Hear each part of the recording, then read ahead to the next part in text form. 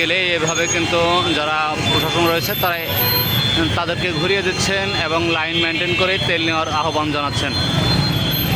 তবে অনেকেই দেখা যাচ্ছে যে এই যে লাইন মেনটেন করছেন না, বেলাইনে চলে আসছেন এবং এই তেল নেওয়াকে কেন্দ্র করে দীর্ঘ লাইনের কারণে কিন্তু রাস্তায়ও প্রচণ্ড জ্যামজটের সৃষ্টি হয়েছে, সেটাও কিন্তু আমরা লক্ষ্য করেছি আর সেটাও কিন্তু আপনাদের মাঝে তুলে ধরার চেষ্টা করেছি।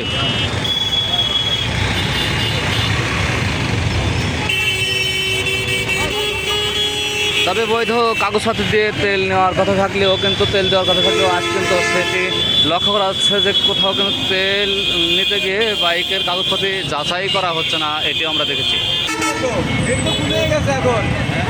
এখন তো ভিড় কমে গেছে, আরো সকালে আসার দরকার ছিল।